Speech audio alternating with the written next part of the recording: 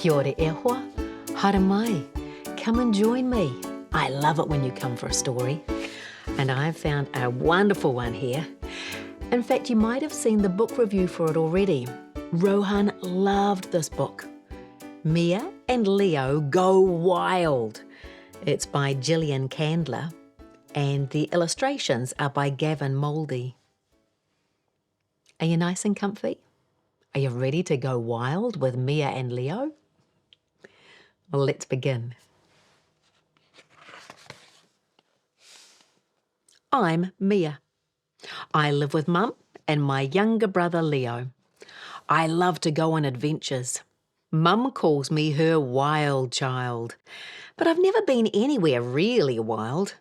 Whenever we go out, I always ask, "Please, can we go where the wild things are?" "Not today," says Mum. "One day, soon."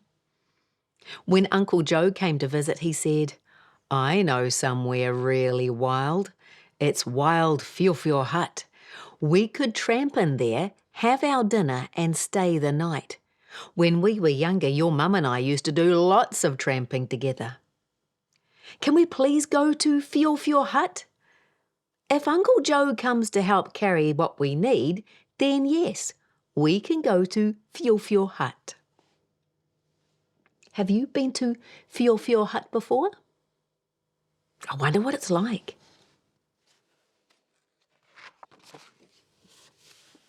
We couldn't go that day or the next. We had to wait for good weather, and we had to get ready. Mum wrote lists of things to take. Mum found her old pack at Nana's house, and Uncle Joe got out his big backpack. He borrowed some sleeping bags for us too. Nana said she'd come to stay and look after our dog Barney. I thought she could look after Leo as well.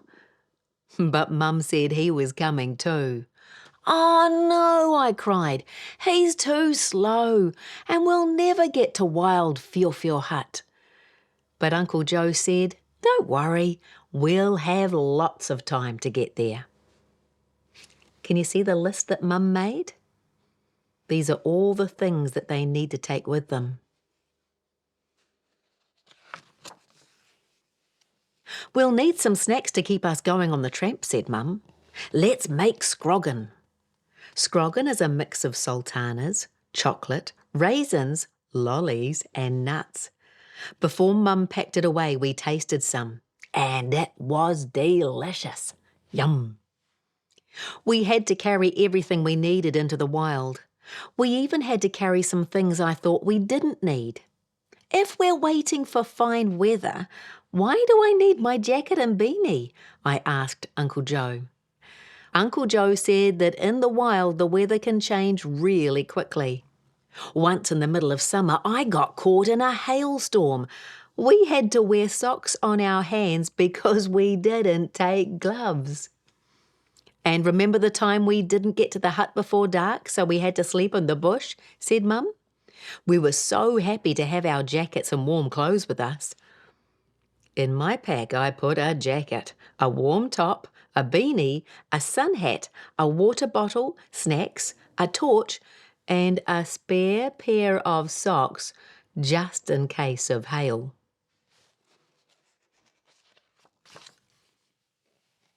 Finally the day came. The sun shone. At last we could go tramping. Uncle Joe showed Nana the map. "Here's Wild Whiwhiw Hut. This is the track we're taking. If we aren't back by 4 o'clock tomorrow, call the police for help," he said. I hoped Nana wouldn't need to do that, because I wanted to be back in time to eat the special dinner that she was sure to cook. Here's the map of how they get to Whiwhiw Hut. All through the bush. Cool. When we got to the start of the track to Wild Whiwhiw Hut, Uncle Joe gave Leo and I a whistle each. "If you ever get lost," he said, "blow on the whistle." We practiced blowing on them until Mum said, "That's enough." I wanted to run ahead, but Mum said we needed to stay together. I didn't really mind, because I soon realised my pack was too heavy for running. We'd only been walking for a few minutes when a grandma and grandpa with packs and walking poles tramped past. They marched on with a cheerful "Kia ora." "Oh no, Leo's too slow. We'll never get to the hut in time for dinner." "Don't worry. That's why we left early. We've got lots of time." Here are the grandma and the grandpa. Can you see their walking poles? They're quite handy to have.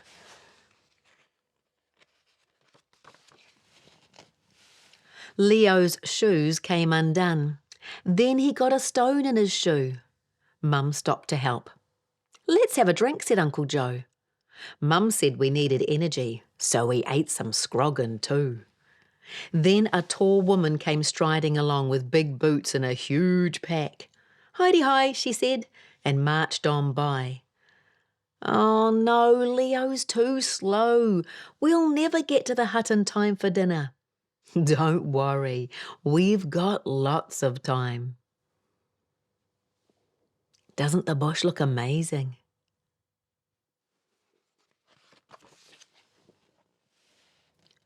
"Look, a butterfly." Leo stopped again. Uncle Joe got very excited when he saw the butterfly. He said it was quite rare. He tried to take a photo, but it kept flying out of his picture. Can you see? It's a very fast butterfly. Then some teenagers jostled past in a hurry. As they tramped by, they called out, "Hey there," while looking over their shoulders. "Oh no, Leo's too slow. We'll never get to the hut in time for dinner." "Don't worry, we've got lots of time." Soon Mum said, "It's time for lunch. Let's find a good place to stop." Around the corner, the grandma and grandpa were kneeling by the path. "Have you lost something?" I asked. "No, dear. We're just looking at this ferocious wild plant." Leo and I looked closer. The plant was so tiny that it was hard to believe it was ferocious. "It's called a sundew," they said. "It catches insects. Look, there are flies caught in its sticky leaves. We're botanists and we study plants like these." Can you see? Look, the fly's landed and it gets all wrapped up by the plant. Wow! We had a rest and ate our lunch. The botanists had forgotten their water bottles. "Oh, we left them sitting on the kitchen bench," they said sadly. Mum gave them one of our bottles. "I brought a spare one just in case," she said. The botanist said, "We're going to Fjord Hut."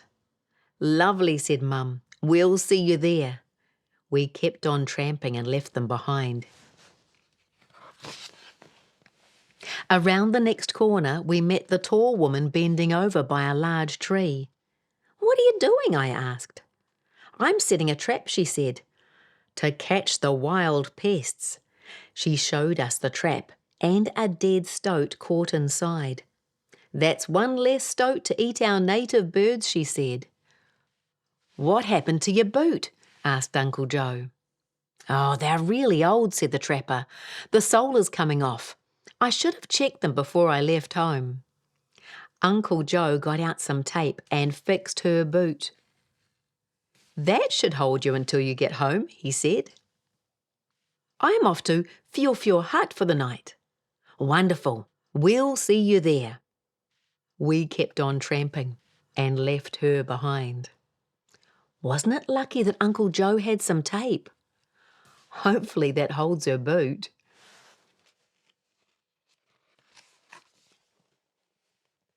Then we came to the teenagers looking confused by some signposts.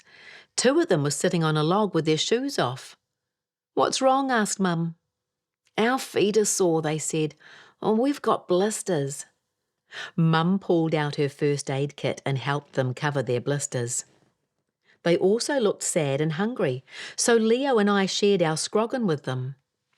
One of the teenagers asked Uncle Joe, "Which way is it to the Kaituna River? We want to cross it and climb Kia Peak." "Where's your map? I'll show you how to get there." "Ah, my phone battery is flat, so we can't see our map." Uncle Joe got out our paper map and showed them how far it was to Kia Peak. "You won't get there and back today. Not with those blisters," he said. Mum had a better idea. "Fio Hut is just half an hour away. Why don't you join us there?" "That sounds good." "Great. See you there." Wasn't it lucky that Mum had a first aid kit and Uncle Joe had a paper map? When your phone battery dies, you can't use your phone, and if that's all you're using for your map, you could get stuck. We left the teenagers to put on their shoes and socks and kept on tramping. Soon we saw the hut. Leo and I ran and got there before anyone else. Then came Mum and Uncle Joe. Then came the teenagers. Then came the trapper. Then came the botanists.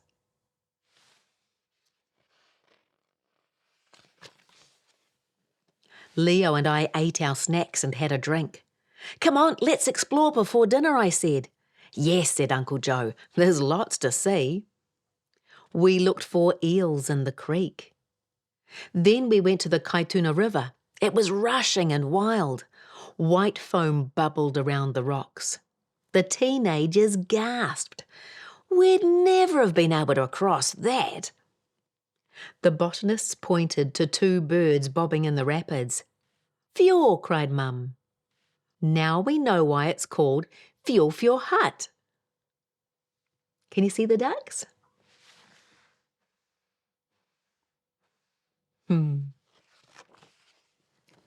After dinner we put on our beanies and jackets to go out for a night walk. Our torches caught the shining eyes of geckos and spiders. The trapper took us to see some glowworms. The trees cast strange and spooky shadows. Leo said one of them was a giant moa. I pretended to believe him. Can you see how it looks like a giant moa? Great imagination, eh? Later, when we were in our sleeping bags, rain began beating on the tin roof. Wind battered against the hut too. It was a wild night. "Just as well we're all tucked up and warm in the hut," said Mum. "If the weather forecast was right, it should clear by the morning," said Uncle Joe. I was happy that we all had rain jackets and warm clothes. They're all snuggled up in the bunks, aren't they? When we woke up in the morning, the sun was shining again. After breakfast, the two botanists left first. "We'll see you along the track," they said. "Thanks for the water bottle. We'll return it to you when we get home." Then the trapper left. Her boot was stuck together with a new piece of tape. Cool. Then the teenagers left. Two of them were still limping a bit. "Thanks, Uncle Joe," they called. Fio Hut was a much safer place to be last night, rather than a tent on Kia Peak. We were the last to leave. Can you see what they're doing? They're doing the dishes, sweeping the hut, and writing in the hut journal.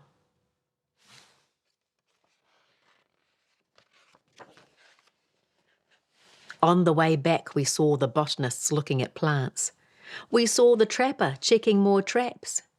We saw the teenagers having a swim in the creek.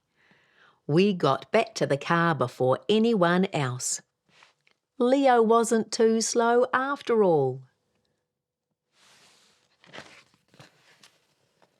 We were back home with Nana and Barney in plenty of time for dinner. I can't wait to go tramping again. Nana, guess what we saw? So many things, eh? And that's the end of the story. But in the back of the book, All these items here are hidden in the pages of the story. You can go and find the hidden items. There's another activity here, looking at Mum's packing list to see how many items you can find in the pictures. And a suggestion to go outside and enjoy some wild time yourself. And in the back of the book here, some information on how you can keep yourself safe when you and your family go for a walk. There's even a website called planmywalk.nz, and it helps you plan your walk and be prepared. What a useful book! What a great story! If you want to find out more about this book, you can visit pottenandburton.co.nz, or you can also visit the website of the New Zealand Mountain Safety Council. They helped make this book and they want you to stay safe while you're having lots of fun going wild. Maybe you could look for this book in your school library or in your local library, or maybe you could go and get a copy for yourself. It's very cool. And come and visit me again soon. I'll find us another wonderful story. Ka kite. Goodbye, my friend.